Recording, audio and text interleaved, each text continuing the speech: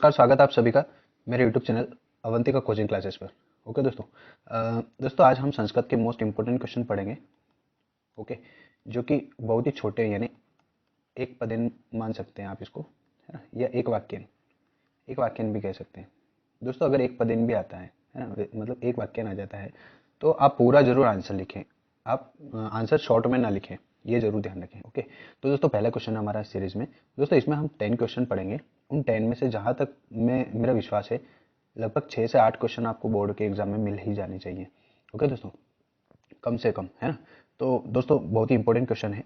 तो चलिए पहला क्वेश्चन हम देखते हैं। दोस्तों आप चाहे तो स्क्रीनशॉट भी ले सकते हैं। ओके, तो दोस्तों देखिए पहला क्वेश्चन है हमारा, अस्माकं पर्यावरणे किम किम दूषितम अस्ति। हमारा अस्माकं यानी हमारा पर्यावरण किन किन चीजों से दूषित है ना, क्या क्या चीजें हमारे पर्यावरण को दूषित कर रही है। तो अस्माकं पर्यावरण मतलब हमारा पर्यावरण, वायुमंडल जो है, हमारा पर्यावरण जो है वायुमंडल, वायुमंडलम जलम मतलब वायुमंडल के जल से, भक्ष्यम यानी भोजन से, धरातलम च दूषितम भवति, है ना। तो मतलब वायुमंडल के जल से, भोजन से और धरातल से दूषित है। मतलब देखो एक तो जल प्रदूषण है ना, एक खाद्य प्रदूषण और एक मृदा प्रदूषण।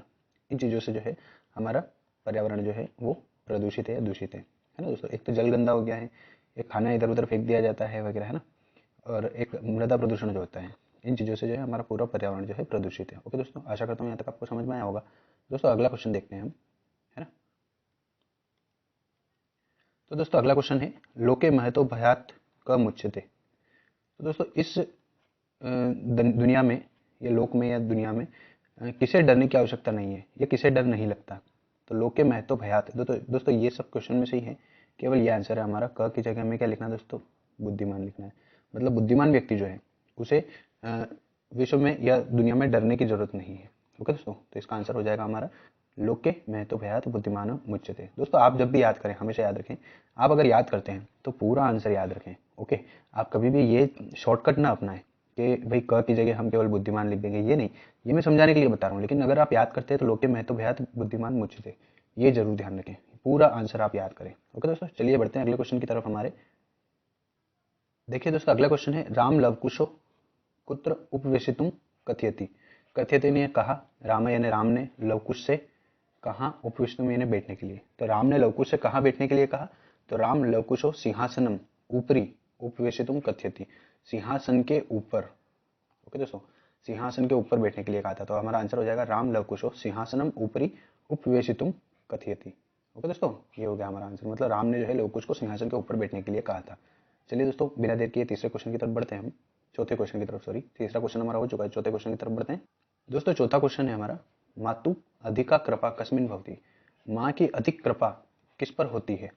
तो मातु अधिका कृपा, माँ की सबसे अधिक कृपा जो होती है वो दुर्बले सूते, सूते मतलब दोस्तों होता है सूत, सूत का मतलब होता है पुत्र। ओके दोस्तों, दुर्बल यानी कमजोर, है ना। तो कमजोर पुत्र पर जो है माँ की सबसे ज्यादा कृपा होती है। यानी माँ जो है वो, मान लीजिए किसी माँ के दो पुत्र हैं, एक अच्छा खासा मजबूत है ना, मतलब स्ट्रांग है, और एक है मान लीजिए दुर्बल, है ना, यानी कमजोर। तो दोस्तों माँ का ध्यान कमजोर बच्चे पे ज्यादा रहेगा। ओके, ये उसकी ममता है ना। तो इसमें हम क्या लिखेंगे दोस्तों, मातु अधिका कृपा दुर्बले सुते भवति। ओके दोस्तों, चलिए बढ़ते हैं हमारे पांचवें क्वेश्चन की तरफ। तो दोस्तों हमारा पांचवा क्वेश्चन है, वसंत से गुण क जानाति। वसंत के गुण को कौन जानता है।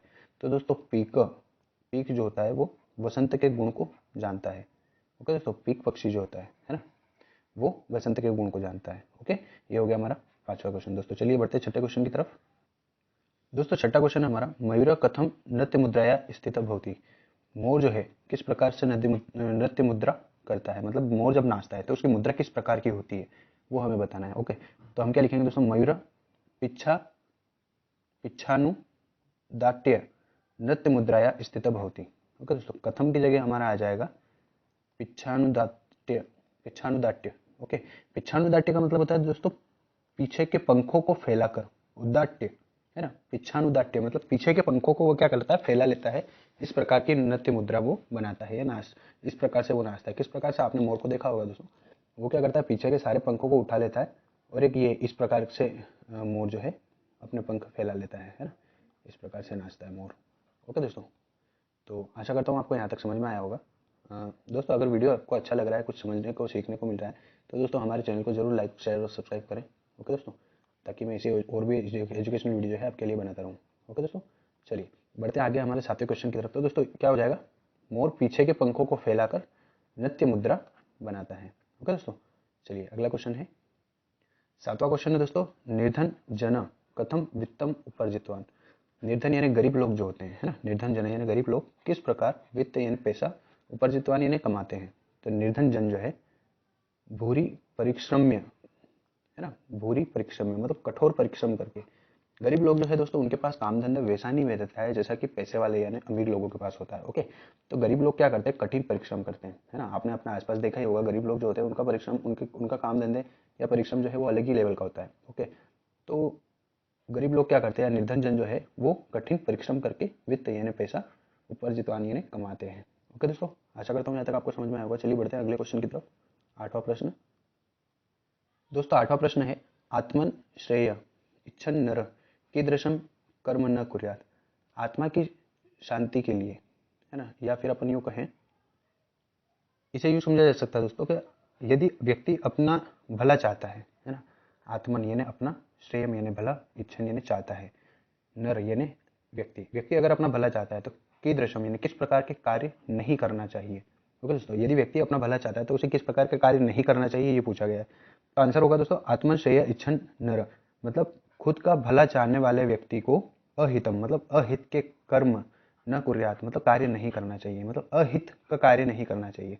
अगर हमें पता है कि यहाँ से हमारा बुरा हो सकता है या इसका परिणाम बुरा है, तो ऐसे कार्य को हम क्या कहेंगे दोस्तों, अहितम। ओके, जिसमें हमारा हित नहीं होता है, जो हमारे भलाई के लिए नहीं होता है, वो कार्य हमें नहीं करना चाहिए, है ना। तो दोस्तों हमारा हो जाएगा अहितम कर्म न कुर्यात। ओके दोस्तों, चलिए बढ़ते हैं हमारे अगले क्वेश्चन की तरफ। दोस्तों अगला क्वेश्चन हमारा, पृथ्वी या स्खलनाथ किम जायन्ते। स्खलनाथ का मतलब होता है दोस्तों खिसकना, खिसकना बोल सकते हैं हम, या फिर सरकना भी बोल सकते हैं, सरकना, है ना। स्खलन का मतलब होता है पृथ्वी जब धंस जाती है अंदर, है ना। आपने देखा होगा लैंड स्लाइडिंग जिसको बोला जाता है, तो पृथ्वी के सरक जाने से या स्खलित हो जाने से या खिसक जाने से क्या होता है ना। आपने देखा होगा हिमाचल प्रदेश में, उत्तराखंड में लैंड स्लाइडिंग होती रहती है ना, पहाड़ के पहाड़ जो है वो नीचे आ जाते हैं सरकते हुए एक दूसरे के ऊपर, है ना। पृथ्वी की जो प्लेटें होती है वो एक दूसरे के ऊपर सरकती रहती है, उनकी चट्टानों की प्लेटें, तो इसी को हम कहते हैं दोस्तों स्खलनाथ। पृथ्वी या स्खलनाथ किस जाते हैं, अगर पृथ्वी का स्खलन होता है या खिसकती है तो उससे क्या होता है, तो पृथ्वी या स्खलनाथ महाविनाश दृश्य जायते, मतलब महाविनाश का दृश्य उत्पन्न हो जाता है ना। तो इसमें हम क्या लिखेंगे दोस्तों, पृथ्वी या स्खलनाथ, नाथ है दोस्तों, यहाँ पे तात छप गया है, स्खलनाथ कर दीजिएगा। पृथ्वी या स्खलनाथ महाविनाश दृश्य जायते, है ना, मतलब महाविनाश का दृश्य उत्पन्न हो जाता है। ओके दोस्तों, अगला और आखिरी क्वेश्चन देख लेते हैं दोस्तों। दोस्तों अगला और अंतिम क्वेश्चन है हमारा, जो संस्कृत के हम 10 इंपॉर्टेंट क्वेश्चन पढ़ रहे हैं, है ना, जो कि 2024, है ना, के पेपर के लिए मोस्ट इंपॉर्टेंट क्वेश्चन है। ओके दोस्तों, संस्कृत के 2024 के पेपर के लिए मोस्ट इंपॉर्टेंट क्वेश्चन है, उन्हीं क्वेश्चन के ऊपर हम फोकस कर रहे हैं मेन।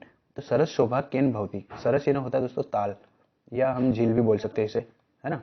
तो सरस शोभा केन भवती मतलब झील की शोभा जो है किससे होती है, देख लेते हैं। तो दोस्तों आप समझ गए होंगे इसका अर्थ क्या निकलेगा, ताल की या झील की शोभा जो है वो किससे होती है, मतलब इसकी सुंदरता किससे बढ़ती है। तो सरस शोभा एकेन राजहंसेन भवती, राजहंस जो होते हैं, है ना, यानी हंस अपन बोल सकते हैं, हंसेन, ठीक है, राजहंस ना भी लिखे तो आप हंसेन लिख सकते हैं। क्योंकि दोस्तों आपने देखा होगा तरणताल या सागर या झीलें जो होती है ना, जिसमें पानी चलता रहता है, उनमें अगर हंस अगर तैरते हुए हमें दिखते हैं, है ना, हंस, तो उसकी शोभा अलग ही नजर आती है। ओके दोस्तों, आप कभी घूमने गए हो तो आपने जरूर देखा होगा तरणताल जो होते हैं, है ना, जिनमें पानी तैरता रहता है, ये पानी आगे बढ़ता रहता है, उनमें ये जो तैरते हुए हंस है, इनसे इनकी इस पूरे झील की शोभा अलग ही नजर आती है ना, मतलब बढ़ जाती है। ओके दोस्तों, तो ये थे हमारे 10 इंपॉर्टेंट क्वेश्चन जो संस्कृत के पेपर 2024 के लिए इंपॉर्टेंट है। ओके दोस्तों, तो आशा करता हूँ आपको वीडियो अच्छा लगा होगा, समझ में आया होगा दोस्तों। मैंने अर्थ सहित आपको आंसर समझाए हैं, इन आंसर को आप बिल्कुल ना छोड़ें। ओके दोस्तों, चलिए मिलते हैं अगले वीडियो में, तब